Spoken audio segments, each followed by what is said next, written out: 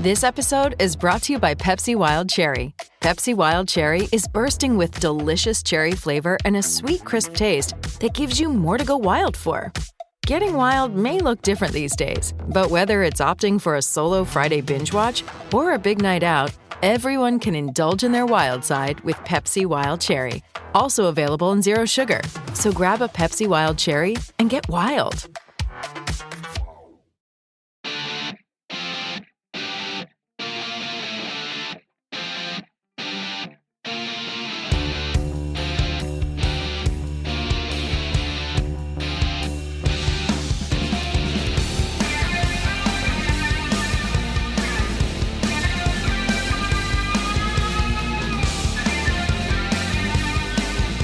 Alrighty, everybody, welcome back to another episode of a Skating Penguin Network Mailbag. I am Garrett Bahana. Alongside me are my two co-hosts here, Snail and Robbie Noggle.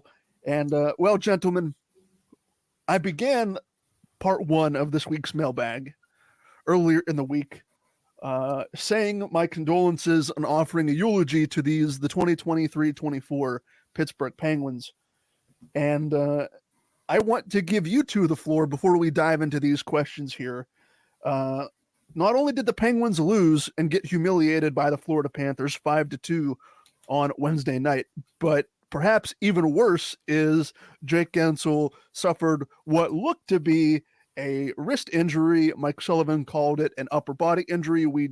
As far as I know, we have not confirmed anything more than that at this point. So if either of you want to step up to the podium and offer some condolences on this lost season before we dive into some questions, feel free. Robbie, you want to go first? I really have nothing to say yet because unlike you two, there's a lot of hockey left.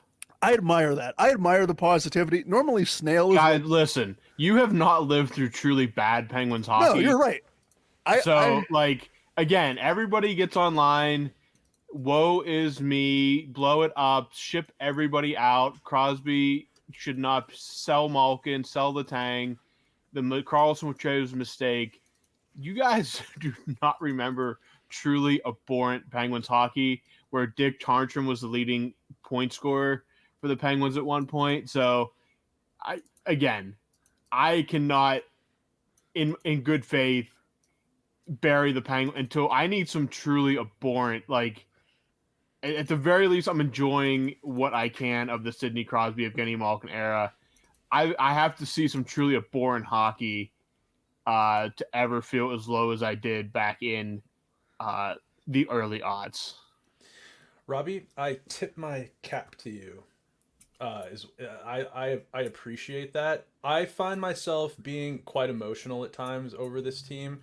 I watch every single game, puck drop till final horn, and there's reasons to be upset. I watched the Florida Panthers play the exact type of hockey that I wish the Penguins had. I wish they had that hyena pack mentality, and I wish that they were out there hitting everything that moves. But that's just not the way that this team is built, and sometimes that's really, really hard for me to accept. But a couple of things. One thing, devastating to see Guentzel go down. I didn't know that it was a wrist injury. I thought on the bench he said I'm not a lip reader, but it looked like he said he broke my rib, and he was kind of pointing to his side. And that Mikkola was giving him the business all night. And when he went off the ice with that injury and Sid was the one stepping up, first of all, good on Sid. Oh, captain, my captain. That's captain behavior. That Sid grew up in the era that the captains did that. But to see that the rest of the lineup not really react, and it frustrated me. Moving on from that, though, it sucks. If Guentzel's out long term, there goes the trade bargaining. You think someone would take Guentzel even if he was injured? You wouldn't get the because let's just say he's out 6 weeks. That takes you 3 weeks past the trade deadline. I don't think you'd get near the value that you would deserve. And unless you're getting top value for him, there should be no way you move him at all. Yeah, let's talk about that real quick since Snail sort of segued into that. let's assume. I mean, I've been wrong plenty of times before, but let's assume this injury takes Gensel out of action past the trade deadline. If that's the case, uh, we'll go with both of you. Snail, we'll start with Snail. Go to Robbie. What is the probability? What are the odds of Gensel at that point not leaving Pittsburgh and re-signing a long-term extension? I just don't. I don't know if he's re-signing in Pittsburgh. Like, I'm skeptical of him re-signing, and that's why this is like super difficult. This is where I'm coming from, and maybe I'm way off on this, but if with Carlson, with the cap the way that it is, I know it's going up a smidge next year. Um, I guess it kind of turns into it's a new question. It's like, do you get just anything for Jake Gensel? What some contender is willing to give up for an injured Jake? No, absolutely not. Or do you hold on to him? And I've been saying this a lot this year. If Jake walks in free agency, cap space is a weapon in this league right now. Cap space is an asset in itself. Teams are giving up picks for cap space. You know what I mean? We've seen it like last offseason.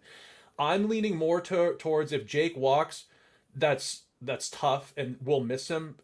Again, a tip of the cap to Jake. He will always be loved here for what he contributed. He's been an awesome player. But I also don't think that just because he walks, it means that the Penguins are necessarily throwing up the white flag, like maybe we've kind of alluded to in the last few weeks. That cap space could be weaponized and used for a different type of player. I don't know. I guess I'll digress it and open it back up and give it back to Robbie and Garrett. But that's kind of where my mind is at right now. And I just don't think that the probability of Jake getting traded has dropped significantly. And I'm still not 100% sure that he would be re-signing in Pittsburgh. Robbie, your thoughts on Jake Gensel potentially staying? Well, for one, somebody did do some lip reading, and it looks like he said broke probably. And it's definitely his wrist. Like, I mean, I could see the side, but definitely his left wrist went directly into the dasher. But a guy I follow online, his name is JA155. He's one of my favorite Penguins follows. He's a Penn State guy too, so we banter back and forth a little bit. But the Penguins add Jeff Carter's expiring cap hit and add it to Gensel's current cap hit, and there's more than enough to re-sign him. That's without talking about even the cap increase. So that would put him at about $10 million a year, which I don't think he's going to command that much as a 30-year-old. I'm still on the train that they can get a deal done at some point after the season, but I see no way you can move him. You won't get the value for him injured. And if it is a broken wrist, I'd say 6 weeks is probably your absolute best bet, which I said earlier is 3 weeks past the trade deadline. So I don't see him being back until at that point it'd be almost beginning of April. I would be very hesitant to move him as an injured player. And again, there's certain roles, like you can't trade a guy that's on IR. Are they going to sit around for 3 weeks with him not on injured reserve and taking up a roster spot where they could put him on there, get some cap relief, and make some moves possibly? So I like that, Robbie. Weaponize it, get him on LTIR if it's broken, and add at the deadline. Yeah. Is that what you're saying? So yeah, that, or I mean, get guys in through trades. I mean, again, you don't have to spend it all in one place, and you can always make stuff happen to make sure there's room left when he is ready to come back as well. So that, Robbie, makes me hot and bothered. I like that. We're going positivity. These Penguins are making the playoffs, and in fact, they will be adding at the deadline. Let's fucking go. There, you got it. Well, all right. That is an exclamation. That's the exclamation point, I guess, on the eulogy segment here. But no eulogy today. These Penguins, that was a shitty game they played. They ruined my Valentine's Day because I watched that game go to the final horn, and then I went and had a lovely dinner with my partner, but there was something inside of me that I saw my phone, Twitter blowing up or whatever, the people I follow, and it was just eulogies left and right. Rossi, just random follows, kind of like Robbie's guy J115 or whatever he said. Like it's just doom and gloom everywhere. It was hard to focus on my delicious food. But no, I'm going the opposite direction today. Sid is bound in a tournament. He's having a hell of a season. Jake Gensel might be out. The chips are down right now, fellas. But you know what? This team is going to make playoffs. This team is better than the Islanders. Like, there are some warts on this team, but they are a better team than the Islanders. They should be better than Philly. They're going to get in. They're going to be a wild card team, and maybe we're going to get a first round matchup of. I'm throwing a prediction out there right now. It's going to be Battle of Pennsylvania, Philly, Pittsburgh. What do you guys say? Let's go. Who's with me? I admire the positivity, but I am not. Come on, boys. Who's with me? Someone's. Robbie is more positive than I. Yeah. I mean, he is right. I did not live through the X generation and that everything that came with that, but I don't see it. I don't see it at all. I think they're gonna probably sell. I would like them to sell like a Lars Eller and Riley Smith. I would like them to just say, hey, let's if Gensel's gonna be out for let's take Robbie's 6 weeks if it's a broken wrist past the trade deadline. Get rid of Riley Smith. Get rid of like a Lars Eller. It's not working here. It's just not. Let's just punt on this season. Yeah, it sucks because Crosby's having a tremendous year. He may not have it next season, but I mean, let's just press the reset button and go into 2024-25. Robbie, are you with me? Well, as we literally talk, the Penguins have recalled John Gruden, Vinny Hinostroza, and Valerie Puustinen. Jake Gensel has been placed on IR and is expected to be out up to 4 weeks. Oh, with a projected return to the Penguins in early March. Shit. Garrett, that Poostie's got you acting up. You remember that? That was from your mind. Like, let's get hyped here. Robbie, just tell me you're with me. Of course I'm with you. I'm not ready to write That's off what the I like season to yet. fucking hear. Let's go. Garrett, if I were near you, I would give you an atomic wedgie for the doom and gloom. Atomic wedgie. Robbie, would loop it around your forehead. Would you do the same? Would you give me an atomic wedgie? No, you just haven't experienced true pain.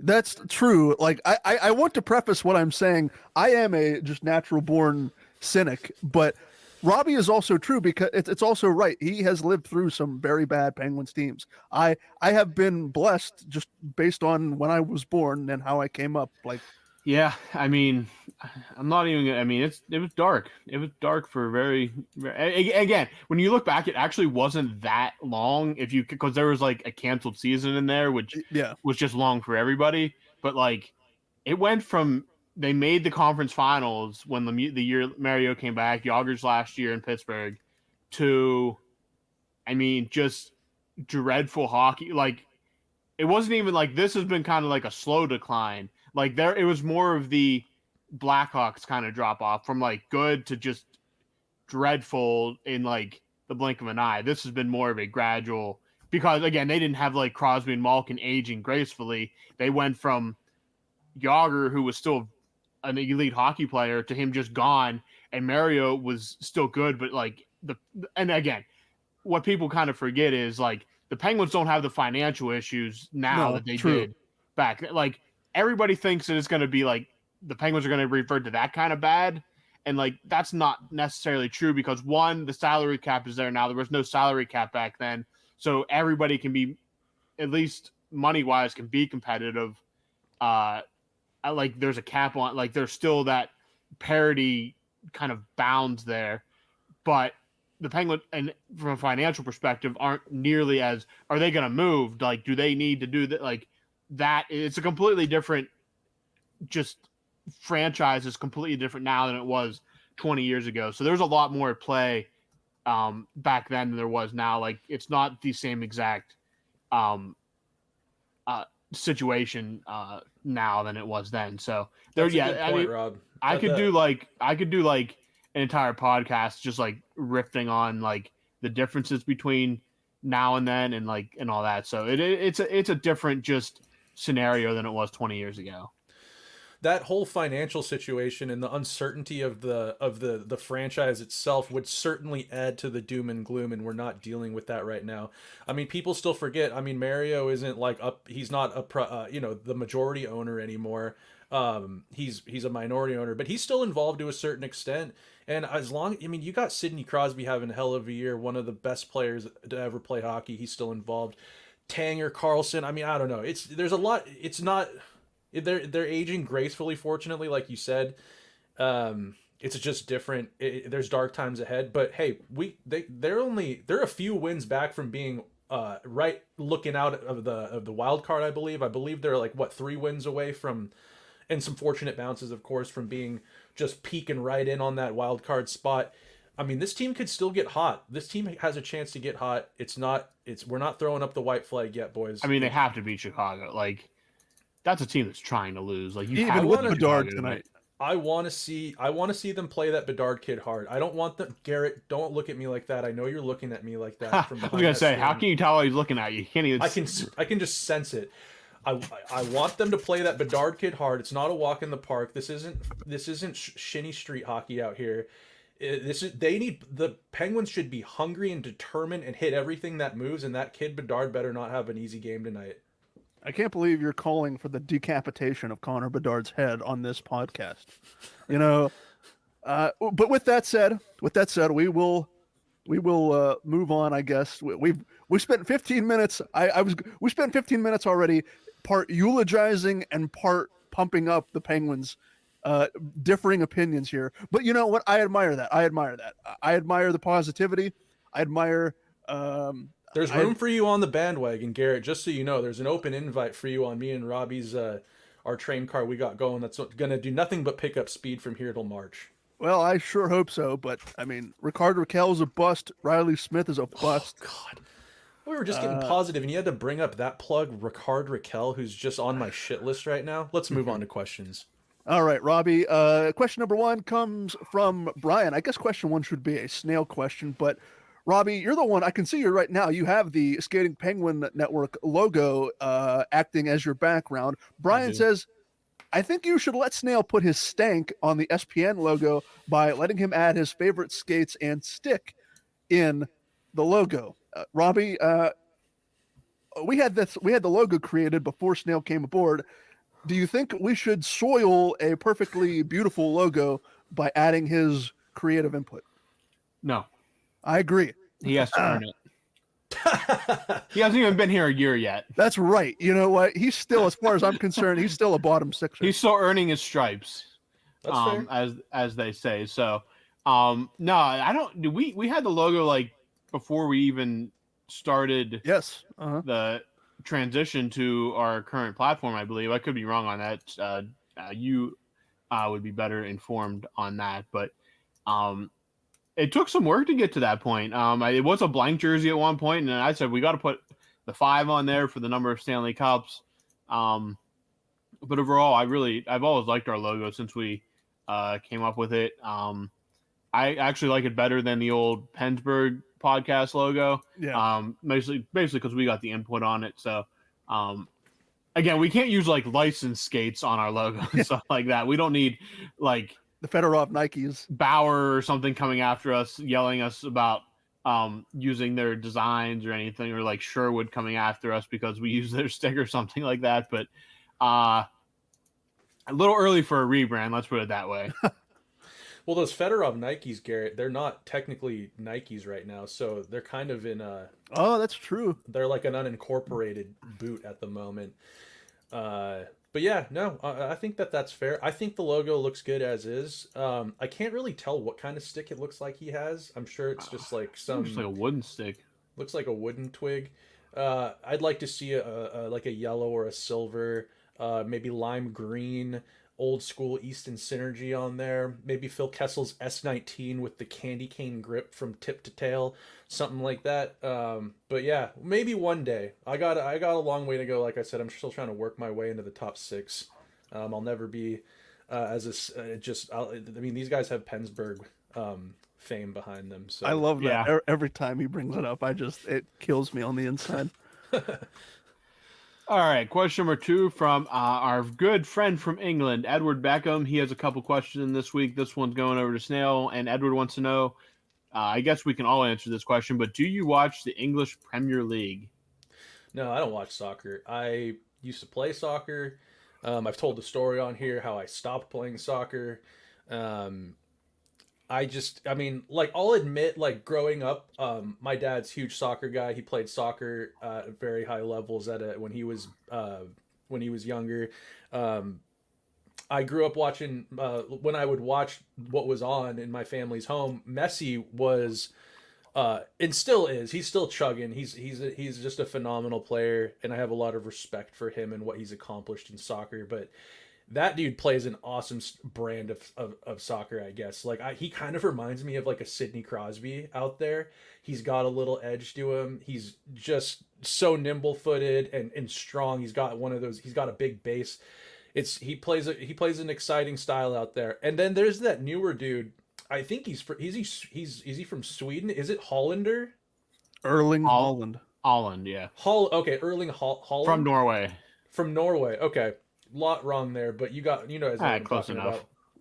That dude is like he's like Ovechkin out there. He just scores goals and he kicks the ball super hard. I think that guy is super good for the sport right now. I actually don't even know if that guy's in English Premier League. Oh, I can tell you a thing or two about Erling Haaland. It's a good thing you bring up Erling Haaland because I'll tell Edward, I'll tell everyone who listens to this podcast, and I'll tell Robbie right now, Erling Haaland, one of the best goal scorers of this or any generation, plays for my beloved Manchester City. Manchester is blue, Robbie. Don't you forget it. Well, yeah, that Holland guy, I think he's good for the sport right now. He's an exciting, explosive player to watch. But there's one thing about soccer that has forever just turned me off, even at a young age, is the flopping that goes on in that sport. It's gutless. It's cowardice. It's just reeks. I hate it. There's no honor in it. And for those reasons alone, I can't really watch a match. I hate seeing that ref pull up his little card and give it to a guy who basically just his shorts grazed his leg and he goes down and they bring a stretcher out and then 2 minutes later he's back out there. It's a gutless sport in my it's a gutless way to play a sport in my opinion. So that's my opinions on soccer as a whole. English Premier, definitely not watching it. I'll watch an AHL game before I watch Premier Soccer. Boys, I'll open it up to you. Yeah, I mean, I watch soccer pretty much around the world. I watch the Premier League. I watch about anything. So yeah, I'm definitely Edward. I'm definitely a fan of the game and the league, even if it's not. There's definitely issues with it that I have problems with some of the monetary aspects or how it's run and stuff like that. But yeah, big soccer fan. I see. I guess we'll just end it there. No love for your Manchester United? The defending Premier League champions, Manchester United, of course. Massive fan. Yeah. So you know how that goes. Yeah, of course I do. Yeah, sure. Alrighty. Snail, I guess take us to question 3. Question 3 going over to Garrett here from our beloved pal Brian. He asks, if you ever did interviews again, like when this podcast first started, who should be your white whale? Well, everybody who's anybody wants to have Hooks or pick Jimmy Rixner back on this podcast. Yeah, apparently. Who would be? I mean, it's cliche to say like if we could get a current Penguin, like it'd be great to have a phone conversation with a Sid or a Letang or anybody of that caliber. I don't know. I haven't really thought about that. It's been so long since we've done an interview segment, Robbie and I. Robbie, was there someone that you wanted to have join the show that just never did for whatever reason? So I don't remember exactly who all I was here for. Did you have Yoey on? Yeah, we've had one a couple of times. Okay. I mean, outside of like a player, obviously would have been huge, or even anybody with like former players, like a Colby Armstrong even, but he wasn't really in Pittsburgh when we were doing interviews and stuff like that. I mean, anybody that is connected to the Penguins, I guess, whether it be in the front office or I guess we interviewed Andy Perlman, who is the I don't know if she's the president of Advanced Media or whatever the title is. Is that she Penn's does. inside scoop on No, Twitter? that's Michelle Crecchiola. Yes. Okay, that's right. That's right. No. Did you have Sam Kassan on when he was with the Penguins? No, I didn't. No, okay. I couldn't remember if you did or not. Neither him nor Michelle. I'd love to get Michelle on here. Michelle would be good because Michelle's been there for a long time. I don't know whatever happened to Sam. He kind of disappeared. He works for the New Jersey Devils now. Like the same thing? Yeah, he does like the same thing. Okay. Yeah. Okay. Michelle, because Michelle's been around a long, long time. She's probably been one of the ones that's been around the longest. Andy's been there a while now. Someone in the front office. Like, I'd like to interview somebody that's kind of been there for the transition between the Lemieux ownership and the FSG ownership, just to kind of get a vibe on what the differences are between the two. Because again, stuff's going to change, even small stuff. I think my white whale right now, if I had to choose, would be Kyle Dubas. For sure. I mean, just to pick, even if like he wouldn't be with the Penguins, like if he'd be a free agent right now, just having him on to talk about like everything like in Toronto and kind of get his mind. Because I believe like, even though like I disagree with some of the work he's done in Pittsburgh, just like he's so young and just like so fascinating to see how what his vision is for a hockey team and stuff like that. So I'd say like someone like that. But yeah, that or a front office person. Michelle Crecchiola would be absolutely phenomenal as well. If we're ever done recording, we can if we're ever off air, we can talk about why that can be difficult. Garrett kind of knows all the stuff that goes into getting those people on, but no, like a Dubas or somebody in that front office or somebody that's involved with the social team that is around the team, the actual players is always top of the list for me. I got two guys I just want to mention quickly. One, I think for me, the white whale would be Dana Heinze. Just interesting, yeah. So many like players that came through Pittsburgh and all of the gear that all the customizations, the nitpicking, and then the opposite end of the spectrum of players who you could hand them a shovel and they'd know they could go out and work with it. And the other guy would be again, this is probably beyond, like, never would happen, former Pittsburgh Penguin. I think he was an assistant GM. I'm not sure what his actual title was, but Bill Guerin, someone who won a cup with Pittsburgh, played with Sid, in an older generation, old-time hockey, you could say. Maybe not quite old-time hockey, but certainly more of an old-school player that transitioned into management, and now he's obviously the GM over in Minnesota. But I think that just his wide range of perspective would be super interesting, and he's the exact type of player that I love. So maybe personally just kind of would be awesome to hear him tell some old stories and talk about maybe being a veteran when Sid was young. Well, I say to the interview aspect of this podcast, I say never say never. If the opportunity ever arises, like I'd love to bring anybody who listens to this or has a connection to the Penguins, or I'd love to just bring them on. Not even have a conversation about hockey. Just and like when talking about Michelle Crecchiola or even Andy Perlman, I'd love to have like Garrett on, or not Garrett, Hunter. Yeah, I mean, that would be really easy. I could probably set that up in a heartbeat. But yeah, even having the Locked On fellas just coming on and BSing with them for it wouldn't have to be like a mailbag or anything. No, just talking about Penguins for a half hour or something like that. Yeah, I mean, I think we could maybe set something up maybe in the off season for that. I know there's two different the Locked On folks, they're like owned by another private media company. I don't know how that would interfere with that sort of thing, but maybe that's something we do in the off season, reach out and see if they'd be interested for that. Cause I do agree with you, Robbie. That is a really good idea. But yeah, with regard to interview, never say never. If someone, hits us up in a DM and says, would you like to chat for a little bit? Yeah, I'd never turn them down. But with that, we'll go absolutely. to.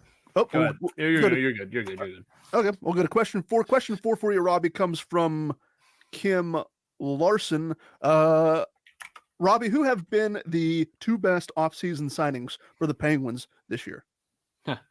Well, Slim Pickens, but Yep. I'm going again. This was not an outside signing, but I have to say, Tristan Jarry has to be one of them, and not technically a free agent, but he was technically was a free agent because I believe they signed him after noon on July 1st. So that is one, and I'll stay in the crease. I have to say, Alex Nedeljkovic has to be number two, right? I mean, they've been arguably the two Penguins outside of Sidney Crosby, the two most consistent players in the lineup this year, have been the two goaltenders, which I don't think any of us would have said back in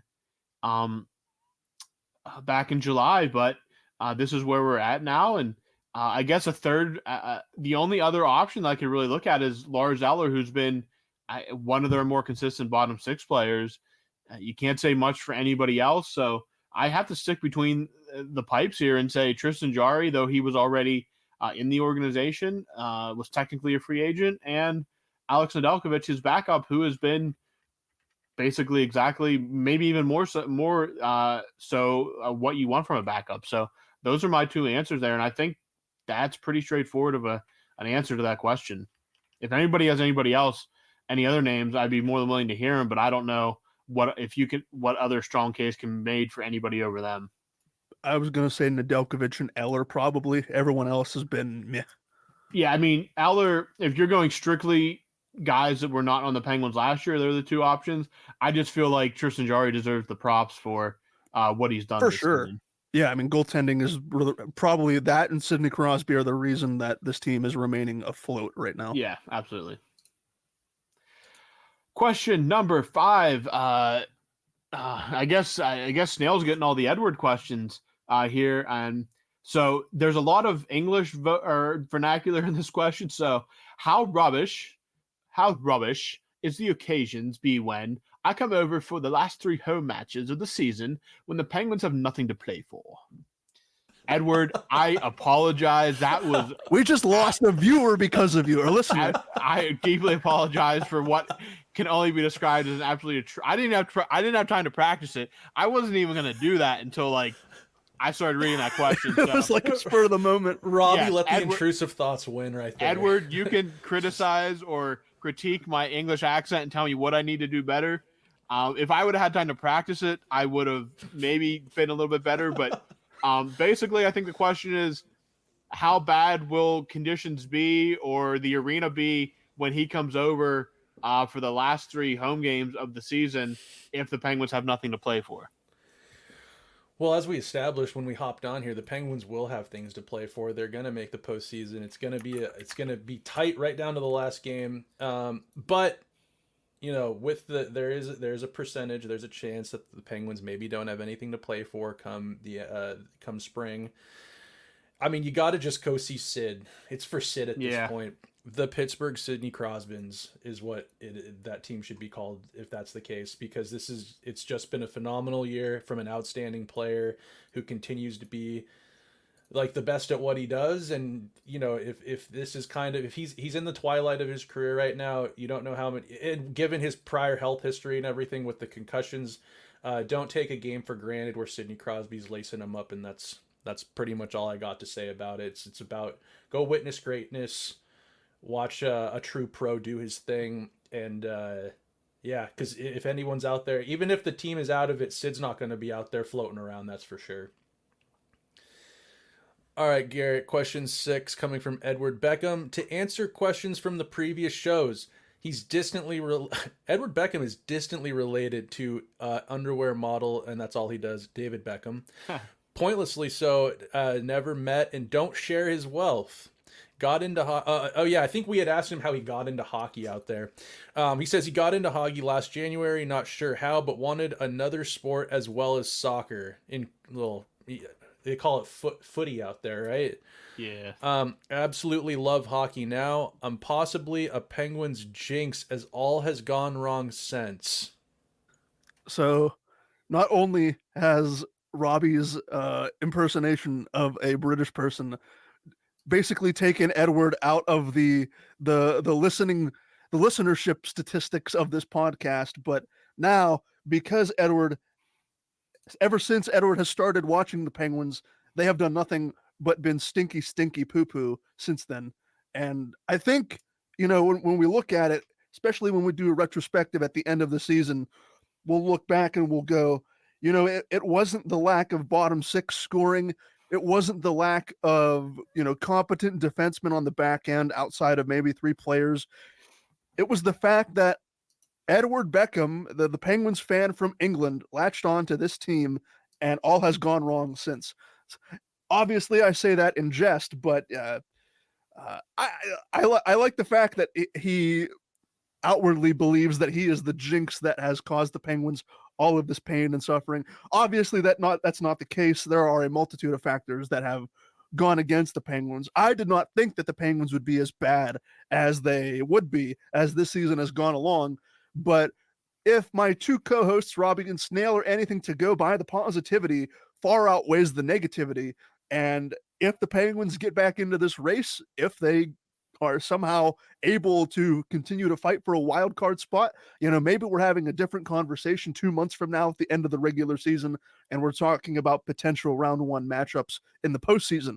But until then, we have to keep trudging along and hoping that we get out of this win 1, lose 1, win 1, lose 2 mode that Brian mentioned on part 1's mailbag earlier in the week. Question 7, going back to Robbie here. Question 7 comes from Kim Larson. Robbie, who are your top 3 coaches in NHL history and top 3 coaches in the NHL right now? A lot of I kind of went and did a lot of self-debating with this question, but I mean, one of the greatest, I think probably everybody has one answer on this that's going to stand out among all the rest, and Scotty Bowman is the obvious one for as a top 3 coaches in NHL history. Number 2, and lots of really good options here. I went with Al Arbour, who coached the Islanders in the 80s, won 4 straight Stanley Cups. Obviously an absolute legend of the game. My third one, the third one was tough, and I went with maybe against my better judgment, I went with Joe Quenneville. The second most wins in NHL history, 3 Stanley Cups, has found success everywhere he's went.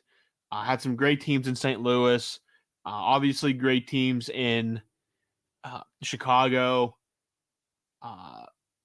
So that's where I went with my third choice there.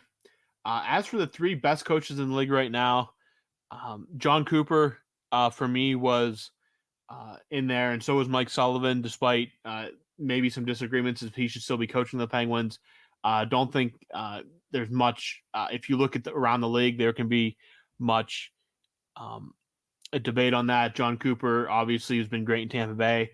My third one almost went with John Tortorella just for longevity, but instead I went with Bruce Cassidy in Vegas, and for his success he had in Boston as well. Cassidy is a guy that, if Sullivan would ever leave and Cassidy would be on the market for some reason, which he won't be, that's a guy that I'd want behind the Penguins bench in a heartbeat. So for that one, I'm going with Cooper, Sullivan, and Cassidy. All right, question number 8 from Kim here as well. If rumors are true, would you go for Jakob Chychrun in Ottawa? Rumors are he may be available. I don't know. I'm conflicted on this. And right now, I just feel like I wouldn't wish maybe a player looking for a change of scenery. I wouldn't wish them the turmoil of coming into where the Pittsburgh Penguins are at right now. I think that this team has a lot more to give, and the answers should come internally. Players are just underperforming right now.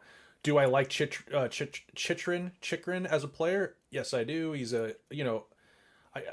he's had some injury issues in the past. I think he's had a hard time staying healthy. He can move the puck really well. He's a left shot D. He's not the most physical out there, which is not on my list of to-dos as far as defensemen go. We got Carlson, who's the, should be just a unicorn puck mover out there.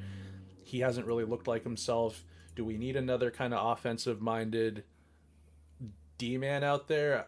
I don't think so, but just for excitement's sake, and I guess for shaking something up, if they were to add a Chychrun at the deadline or something, and he was gonna, I think, because you'd get him for one extra year, you get him for this year, and I think with his contract you'd get him for another year.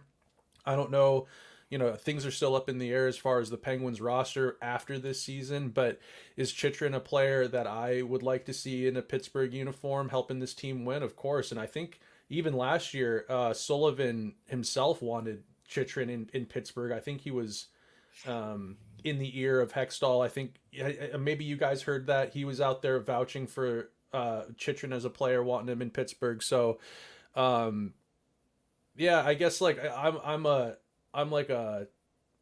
on it, but I'd take him. I think I'm low on it, but it's just not at the top of my list. How do each of you guys feel about Chychrun up there in Ottawa? I mean, it should have been a move made under the last regime, Yeah, I especially agree. for what they paid. So again, there's going to be so many moving parts this offseason. Yeah, I mean, again, if I would take him over Ryan Graves in a heartbeat, obviously. So if you can make it work, I think Chychrun, I mean, just simply on that basis alone would be a giant upgrade. Yeah, again, I mean, a parking cone might be an upgrade. At this Sure. point, but you get what I'm saying. Yeah, I Garrett think would be a upgrade. Yeah, I mean, I've never laced up a skate a day in my life. So that thank you for thank you for that compliment. I guess I am a better NHL player than Ryan Graves, but no, I think having Carlson and Letang on the right side and a potential partnership of Chychrun and Pedersen on the left side, I really like that top four in theory. I think that would be and then on the bottom six, the last two, not much has to be, I don't want to completely disregard the third pairing because it is important, but you don't have to give that much more emphasis to the bottom pairing rather than the top four. If Chychrun is available, the price is right. Like Robbie mentioned, maybe after I'm done with this podcast, I'll go on NHL 24 and just trade Ryan Graves for Chychrun, and I can have that. At least I can have that in a virtual world. But yeah, absolutely, 100%. If Chychrun is available, if the price is right, if the pieces get moved around, I would absolutely welcome him to Pittsburgh. This is off topic, and I thought maybe you were going to start to go there, Garrett, about the bottom pairing. Obviously, you probably don't need a Chychrun going on your third D pairing. I think Ludwig and Ruhwedel are a fine third pairing, or defensive pairing. But where are you guys at? Like, what does Chad Ruhwedel mean to each of you? Just like just a short little spiel. Do you guys like Ruhwedel on that third pair? Because I think for what they pay him and and how they've needed him at times and used him, I think he's been such a pro and such a great third pairing right shot guy. Like, he can skate, move the puck, he can shut down, maybe not his strongest point, but he's not really the most unreliable out there for a third pairing guy. I'm just curious, like, how do you guys feel about him? And I'm kind of shocked at times other teams haven't come calling for a cheap right shot D-man that provides what he provides. I think Ruhwedel is best served as a high-level seventh defenseman. I will agree with you. I think he's been in Pittsburgh for what seems like a decade now, and he hasn't played every game. When his number gets called, it seems like he's always the consummate professional when he is called upon. That I do admire, because I'm sure it's not easy to go from the press box for a couple of games and come back and not find your groove as a pro. But I think he's best served as a high-level seventh defenseman, in my opinion. And I also think odds are this is probably his last year in Pittsburgh.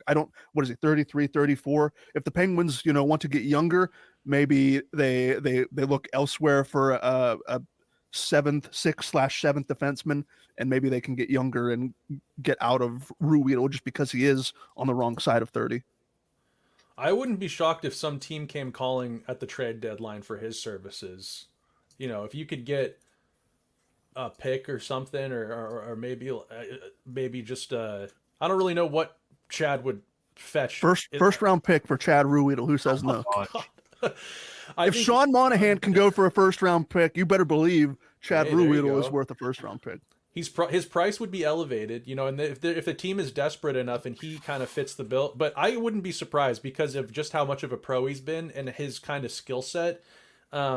Kind of a little bit of a hidden gem that the Penguins had. I'm not saying he's going to be a Norris candidate ever one day, but he's aging too. But yeah, he could be a. I think I wouldn't be shocked if someone came calling for him. Is all I'm saying. All right, what question are we on now? 9. 9.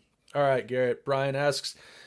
Let's see. He says here, it stinks that the Pens are wasting the season Jari is having. Wasn't high on the contract given, but he's been stellar. Also, who saw him leading the league in shutouts? Definitely not Brian. I just hope this team gets into the playoffs so he can get his redemption. I have been waiting. It seems like we've all been waiting multiple years at this point for the Tristan Jarry playoff redemption tour after what happened in that Islanders series.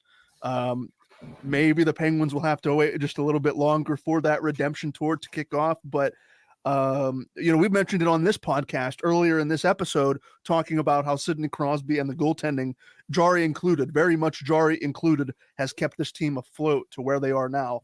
They may be in the cellar of the Metropolitan, but they still do have some games in hand.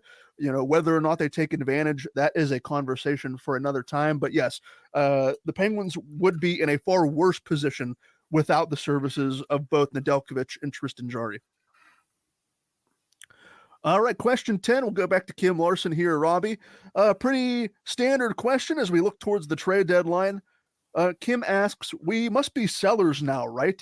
Kim says Kim bluntly says he doesn't see us getting into the playoffs now. Must have been listening to Garrett too much, I guess. You know what? Yeah, that I kind of have that effect on people. I rub some people the wrong way. Apparently, yeah. Kim, you're listening too much to Garrett. Don't let him get in your head. I don't know how long you've been a fan, Kim, but again, you have to understand what we got through to get here. So, head up is all I got to say about that.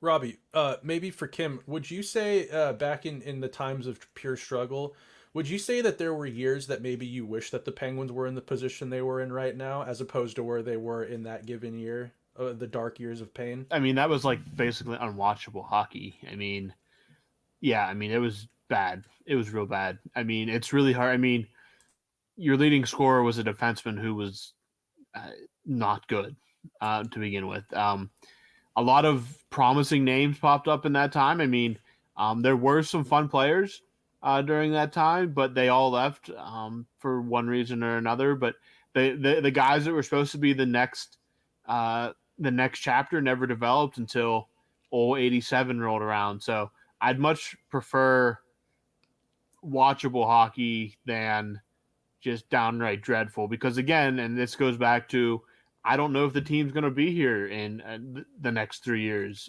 when it was truly dark back in the early 2000s. So I'm much more, again, I know it's frustrating. I've seen much worse hockey, and I'm just happy knowing that once this era does end, the Penguins will not cease to exist and be moved to Kansas City or Quebec or some other place that there's going to be a rebuild.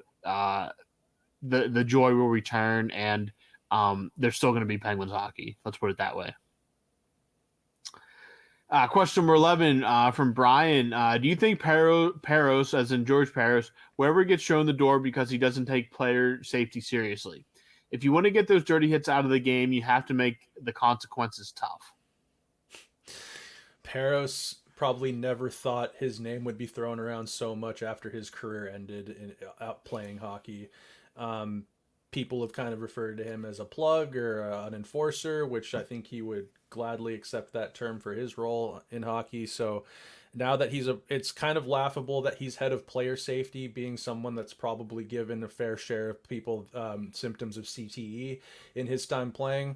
Peros has actually stated on record that if people don't like the job that he's doing, he'll show himself the door. And with all of the, he must not check Twitter very often, because I would say that there are people out there calling for his head. They have no idea what he's doing. He's yet to step down from his position. It's not just Peros either, though. You got to be realistic. He's got a team around him of people helping make these decisions on suspensions and supplemental discipline, etc. So, it's not Peros's fault that there's dirty hits in the game still. Like I think we've talked about on here before, there's still a role for big hits, physicality in hockey. There's there's pros and cons to it, but separating bodies from puck is a part of the game. Wearing down opponents with physicality is still it's a part of the game. It's a part of the way that teams plan to play against other teams. We saw it the Panthers, Penguins game last night. That was a part of their game plan, was to wear down the Penguins and hit everything that moved. The game is getting faster and faster. I think there's probably a little bit of an argument for that. The bigger players that make the bigger hits aren't as fast, so their timing can be off, and it can result in injury and in dirty hits. And we saw it with Achari and Dillon. We've seen Trouba deliver his fair share of devastating hits. The game is getting so fast. It's a physical sport. It's on the players that if that's their role in hockey, and if that's their role as on the ice at that moment, is to lay the body and make big hits. It's their responsibility to make it clean. And I think it's not George Peros probably breaks down the video. He watches the same replays we do, but probably more in depth. He has other people talking about it. It's probably analyzed a lot heavier, and I think he's trying his best to get those dirty hits out of hockey. We just saw Morgan Riley get suspended for 5 games for it was a hit to the head. It was after the play. It was after, I think it was the game ended, and he went over and expressed some frustration, and he got 5 games. That's Peros sending a message that, hey, you targeted the head. It didn't have to happen. It wasn't a play. That's an attempt from Peros, and I think some people out there don't have an issue necessarily with that. I don't know. Hits are controversial. Every hit is controversial. You see it from people's reactions on Twitter. You see it from their reactions at the stadium. You see the players reacting to big clean hits like I'm talking about, where there's a place for it in the game. You have players fighting after these big clean hits, sticking up for their player, for their captain or their teammate that just got laid out. I think that I don't think it stems from player safety. I'd like to see some more consistency. I'd like to see them come out and actually explain how certain hits how certain hits actually warrant the suspension given, because sometimes I think that there's so much. I think the fact that they don't come out and talk about it, there's a lot to be like. A lot of people are just assuming and wondering why some suspensions are more or less than others. I'd like to see, I guess the word I'm looking for is transparency from player safety, and that might help clear a lot of things up as far as that goes. But I'd invite either if you guys have anything to say about Peros and player safety, I'd invite you to chime in. Robbie, did you know that George Peros is from Washington? Yeah, I think we talked about this before. Did we? Okay, Yeah. I must have just forgot. Washington, Pennsylvania, not Washington State. Yeah. There's a small township about 25 minutes from where I live called Washington, Pennsylvania. Yeah, that was a college. What? Yeah, was it W&J? Washington and Jefferson?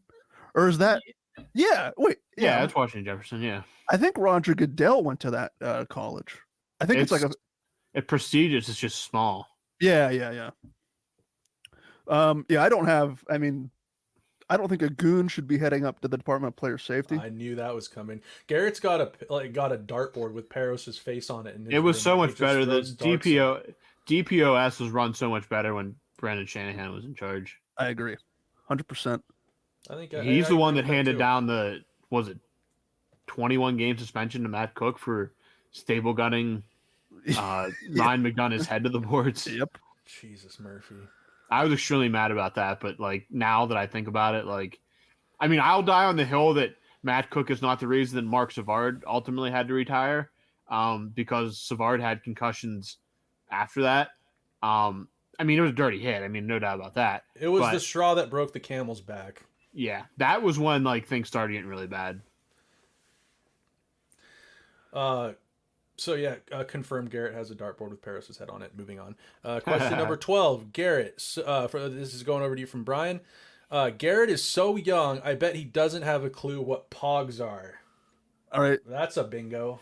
So I will 100% admit that as I was putting this outline together earlier in the week, I had absolutely zero idea what this was. I Googled it, and it's apparently a game called Milk Caps, which has taken on the name called Pogs. That's a Zoomer thing to say. I've never heard of this. I've never played this. I have no idea what this is. Dude, the guy who invented Pogs, his son went to my high school. Both of his sons. And you're telling me, really? Yeah. You're telling me you couldn't get any of that money off of that guy? I mean, Cole, I don't see why you'd ever be listening to this, but Cole, I mean, he was a complete moron. He was, that's nice. I mean, in the best way. He meant well, and he was a great guy or whatever. Okay. But just kind of like he was a dumbass, but he was absolutely fantastic. Yeah, you know what I'm trying. I know what you're saying. Yeah, like he would take he would drive his Jeep and drive it on the golf course that he lived on. He lived in a gated community golf course, and he'd drive his Jeep around in the bunkers, just getting in trouble all the time. But yeah, his dad invented Pogs. Nice.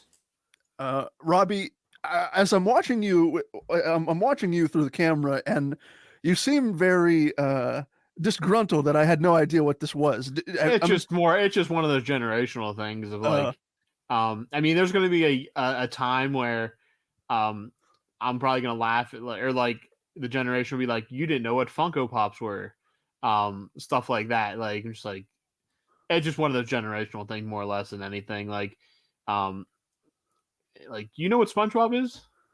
SpongeBob will never die. Oh, okay.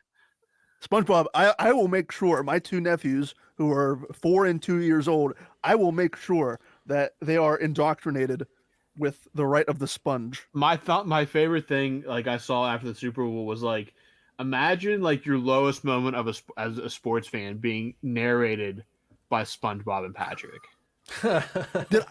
Imagine like the worst moment you could imagine being a sports fan, and all you hear is SpongeBob yelling touchdown. Like, that would be like the worst possible outcome of being a sports fan, is to have your worst moment narrated by an anthropomorphic sponge. It does add a little insult to injury. I guess I could see it, but I guess I don't know. You'll never forget it. That's for sure. Did either of you watch the Nickelodeon Super Bowl broadcast? I watched parts of it just because it was so funny. It was so well done. Patrick is just so good. Yeah.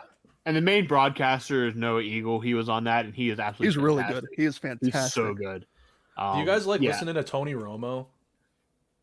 I don't have a problem with him. Oh, so I thought he was better in the Super Bowl than he had been the last couple weeks. And I really appreciated before that final play him explaining that if the time runs out, the game does not end. Like, they just keep playing. Like, it just goes. It's a new quarter. Like, he didn't have to run out of time. Like, why they were game planning the way they were. They had another quarter. It wasn't like a hockey game where if the clock runs out, like, they go to a shootout. Like, the game San was not Francisco ending. not know the rule change? I read articles that they said that they were not really. There's a clip of one of the players saying after the coin toss, saying, if we score a touchdown, they still get the ball, and a coach saying, yeah, and he said, oh, I didn't know that. That's embarrassing because I think that what's his name, that the dude with the mustache, the Chiefs coach, Andy Reid. Andy Reid, yes, Andy Reid. He said that they've been planning for that since day one of camp. But it's not a new rule. Like, it was in effect last year. Like, it was not just like they brought it in this year. It was in effect last year, and they just like it again. It only gets used in the playoffs, and I don't think it got used last year. So, but like, it's been, and again, all these new rules are brought in are gone over like in depth. Like, there's no like, you don't just get surprised by a new rule unless you're not doing your homework. Like, the NFL clearly explains all the new rules every year. So yeah, that was a malpractice from the very top down to every player on that team. So it was a rule that was already in place last year, but maybe this is the first time that it's actually ever happened. I think scenario. It was. Yes. Okay, I think that it makes was, more yes. sense. And yeah, what a fumble by them on that. If that's the case, if they had no idea that was going on. But yeah. Anyways, but Garrett doesn't know what pogs are. No, and you know what? After we answer this question and sign off, there's a damn good chance that 2 hours from now I'm going to completely forget that what pogs were to begin with. doesn't know who Chris Pronger is. Doesn't. I wonder if there's a Chris Pronger pog out there. I could get him for Christmas. There might. If there, I will send you money if you happen to find a Chris Pronger pog. Say that 5 times fast. But well, fellas, anything else anyone wants to add before we fire Snail into the abyss? Dude, no, big Penguins dub coming tonight. This is going to be the game that gets them back on the. They're going to score a power play goal or maybe multiple tonight. They're gonna give Bedard the business in front of the net. They're going to say, "Don't you come near this goal crease, or I'm going to get you." And this is going to be the game that really helps them take off and go in the right direction. What do you say? Personal foul, number 69, for giving him the business. Anybody? No, Robbie, you don't get that. It's like it was a viral football clip from like college football. Oh, the giving to the business. Oh, thing. man, Yeah. I thought you were riffing, Garrett. I was like, God, No. damn, Garrett could be he's a, what do they call an improv guy? I don't think it was number 69, was it? I'm pretty sure it was a 60. Maybe it was. Okay, maybe it was. I don't know. I'm pretty sure. Anyway, that is a conversation for another time. I'm about to go fire Snail into the abyss for Robbie, for Snail. I have been Garrett. Thank you so much for listening to this edition of the Skating Penguin Network, and we will talk to you all again very soon.